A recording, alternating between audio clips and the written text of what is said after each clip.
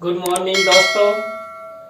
CDRK Saini BEd classes में आप सभी का हार्दिक स्वागत है, अभिनंदन है। देखिए, हम प्रतिदिन आपके जो बाल विकास के सिद्धांत है, उन बाल विकास के सिद्धांतों का अध्ययन हम बाल्यावस्था एवं विकास प्रक्रिया पेपर के अंतर्गत कर रहे हैं कि बाल विकास के जो सिद्धांत है, उन बाल विकास के सिद्धांतों के अंतर्गत हमने समान प्रतिमान का सिद्धांत, निरंतरता का सिद्धांत, दिशा का सिद्धांत और परस्पर संबंध का सिद्धांत का हमने यानी कुल मिलाकर 4 सिद्धांतों का अध्ययन हमने कर लिया है। इन सब के वीडियो हमारे चैनल पर उपलब्ध हैं, आप वहां जाकर देख सकते हैं। और देखिए, आज की हमारी जो क्लास होने जा रही है, इस क्लास में हम बाल्यावस्था एवं विकास प्रक्रिया के अंतर्गत बाल विकास के जो सिद्धांत, उन बाल विकास के सिद्धांतों के अंतर्गत पार्ट 3 में 5वें और 6ठा सिद्धांत का अध्ययन करेंगे। 5वें सिद्धांत के अंतर्गत एकीकरण का सिद्धांत क्या होता है, एकीकरण सिद्धांत की क्या अवधारणा होती है, गति का सिद्धांत क्या है, गति के सिद्धांत की क्या अवधारणा है। तो हम सबसे पहले एकीकरण के सिद्धांत के बारे में अध्ययन करेंगे कि एकीकरण का सिद्धांत क्या होता है, क्या अवधारणा होती है। पहला बिंदु देखिए, एकीकरण के सिद्धांत के अनुसार बालक सबसे पहले संपूर्ण अंग को और फिर अंग के भागों को चलाना सीखता है। उसके बाद वह उन भागों में एकीकरण करना सीख जाता है।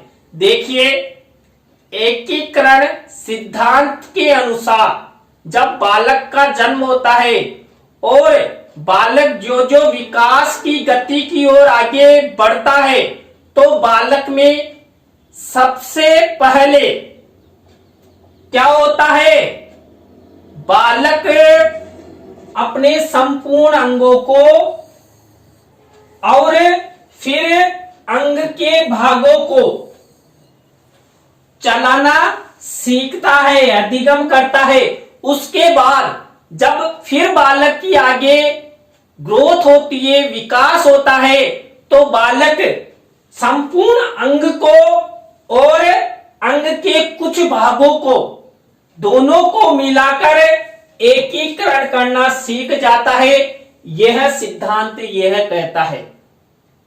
देखिए, बालक सबसे पहले अपने हाथों को उठाता है और फिर धीरे धीरे उंगलियों को, तो ये एक समग्र अंग है। तो बालक सबसे पहले अपने हाथ को उठाना सीखेगा, उसके बाद उंगलियों पर नियंत्रण करना सीखेगा और फिर जब उसकी ग्रोथ होगी, विकास होगा, तो बालक क्या करेगा, हाथ को भी उठाएगा और उंगलियों को भी हिलाने, चलाने या नियंत्रण करना सीख जाएगा। कुल मिलाकर एकीकरण सिद्धांत के अनुसार जब बालक बाल्यावस्था में होता है, शिशु अवस्था में होता है, तो पहले एक बड़े अंग से कार्य शुरू करता है, यानी कि एक साथ वो 2 क्रियाएं नहीं कर सकता। वो धीरे धीरे अपने एक एक अंग पर कंट्रोल, नियंत्रण करना सीखता है।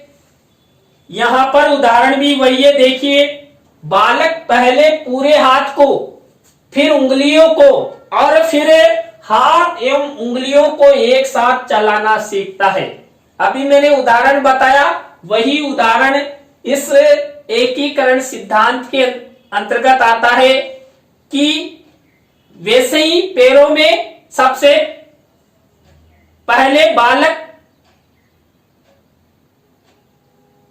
जो बाल्यावस्था में होता है, शिशु अवस्था में, तो बालक अपने पैरों में साइकिल की तरह ऐसे हिलाता रहता है, लेकिन पैरों की उंगलियों पर नियंत्रण नहीं होता है। लेकिन जब बालक की ग्रोथ होती है, विकास होता है, तो बालक पैर भी हिलाता है और अपनी उंगलियों पर कंट्रोल करना भी सीख जाता है। वैसे ही आंखों का विकास, भाषा का विकास, ये सब विकास बालक सबसे पहले पूर्ण से अंश की ओर, देखिए कुल मिलाकर यहां पर बालक पूर्ण से अंश की ओर जाता है। तो एकीकरण का सिद्धांत पहले संपूर्ण अंग को और फिर अंग के भागों को और फिर अंत में संपूर्ण अंगों और अंगों के भागों के एकीकरण को दर्शाता है। देखिए हमारे एक विद्वान कुप्पू स्वामी, इन्होंने एकीकरण के सिद्धांत के बारे में कुछ कहा है। क्या कहा है कि बाल विकास में पूर्ण से अंगों की ओर एवं अंगों से पूर्ण की ओर गति निहित रहती है। विभिन्न अंगों का एकीकरण ही गतियों की सरलता को संभव बनाता है। देखिए बालक होता है, बालक का जो जो विकास होता है, बालक गतियां करना सीखता है, क्रियाएं करना सीखता है। तो कुप्पू स्वामी ने यह बताया कि बालक का या तो विकास पूर्ण से होगा, पूर्ण से आंशिक की ओर होगा, या अंगों से पूर्ण की ओर होगा।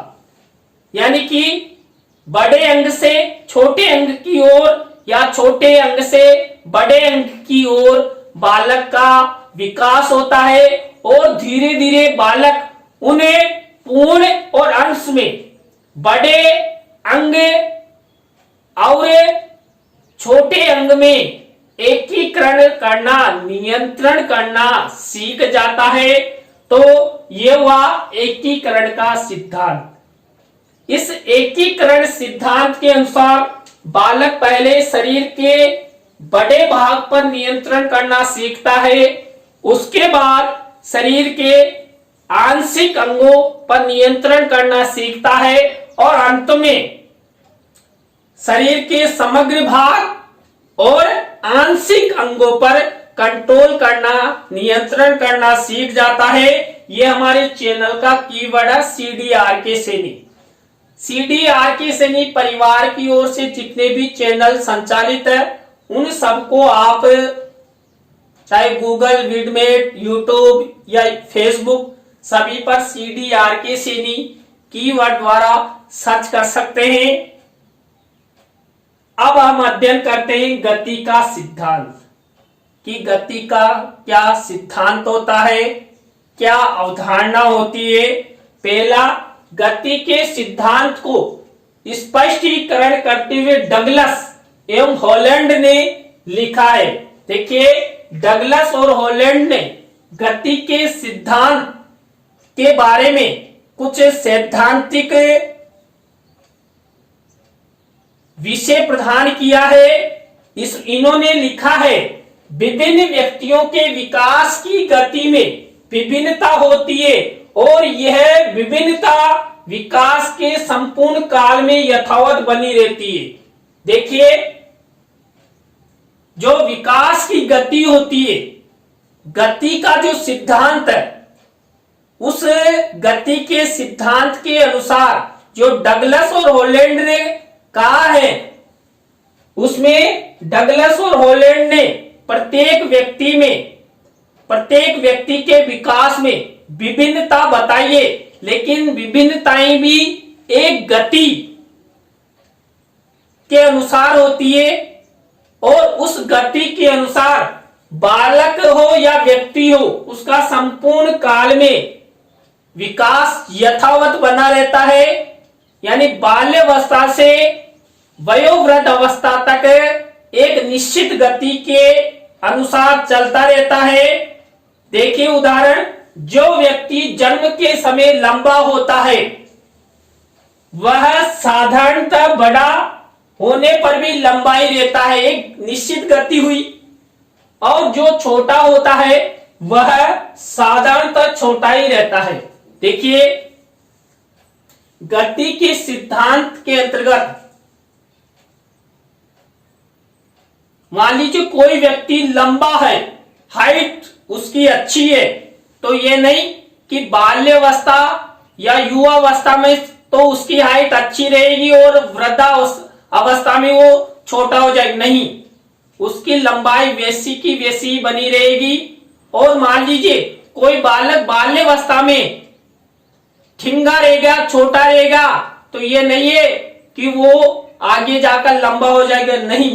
देखिए विकास की अवस्थाएं गति के अनुसार होती है और बाल्यावस्था में ही इनका पता लग जाता है कि बालक लंबा होगा या ठिंगला रहेगा, छोटा रहेगा, मोटा रहेगा, कैसा रहेगा।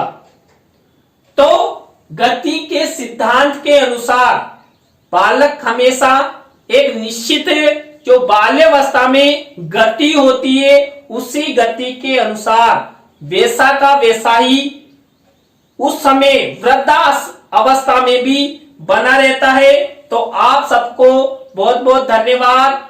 आज हमने एकीकरण का सिद्धांत और गति के सिद्धांत के बारे में अध्ययन किया।